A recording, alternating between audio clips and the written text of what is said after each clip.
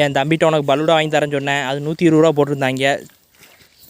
ஏன்னா அவ்வளோ காசு எப்படின்னே நீ செலவு பண்ணுவேன் அப்படின்னு சொல்லிட்டு, வேணானே நான் அந்த டப்பா சரட்டையெல்லாம் பிறக்கி போட்டுதேன், பிறக்கி போட்டு கொண்டு போய் கொடுப்போம், அதை வச்சு ஏதாவது காசு கொடுத்தாங்கன்னா அதோட சேர்த்து போட்டு வாங்குவோம், ஒரு 100 200 வரும் அப்படின்னா.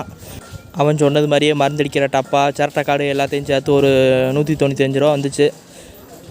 அவர் அதோட சேர்த்து ஒரு 5 ரூபா போட்டு கொடுத்தாரு. அந்த இரும்பு கடை, அந்த இது எடை போடுறது பழைய கடை, அதில் டப்பா வைக்கிற ஏதோ நம்பர் இருக்கும் போலுக்கு அந்த சீலிங்கு, அந்த டப்பா மட்டும்தான் செல்லுபடியாகும் தம்பி அப்படின்னு சொல்லி அதை கழிச்சு போட்டு எடுத்தாங்க. எடுத்து கடைசியாக ஃபைனலாக அவங்களுக்கு போனோம். கடைசி பார்த்தா பலூடா இல்லை.